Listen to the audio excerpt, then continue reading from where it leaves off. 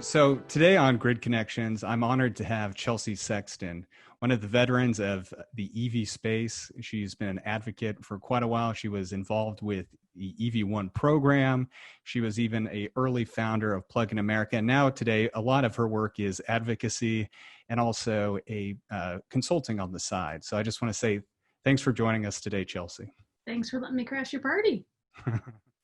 Anytime. I think just for people, I think the people who are going to be interested in this podcast will probably know who you are, especially if they have any interest in electric vehicles, especially with kind of your connection to the EV1 and Who Killed the Electric Car documentary, things that really, I think for a lot of people who might not have been considered traditionally automotive nerds, I guess for a better word, yes, would have kind of found out about this whole other realm of technology called electric cars.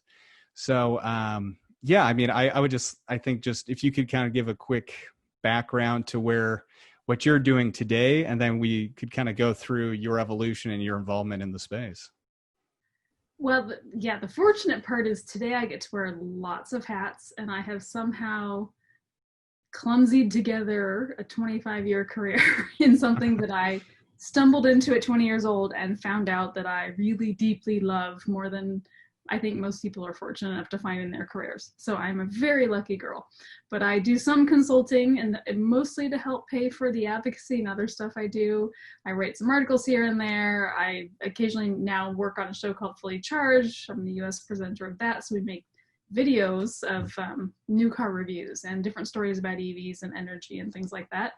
And I stir pots wherever I can, and I still go to CARB meetings and live tweet wonkiness about policy, mostly get under people's skin. So it sounds like you're involved with EVs professionally and in your free time, what is this thing you call free time? There's that notion of like, if you love what you do, you never work. And I get it, and I understand the notion of balance, but there's also some spillover that tends to happen when you like these things.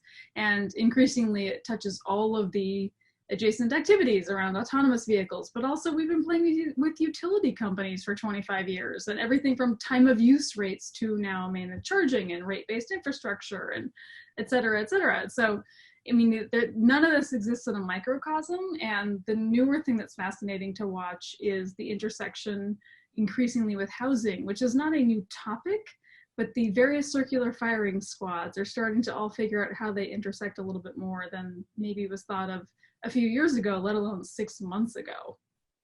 Right. And so when you say housing, you're kind of referring to just the availability for charging, or can you kind of go a little more in depth urbanism on that? Next to public transport.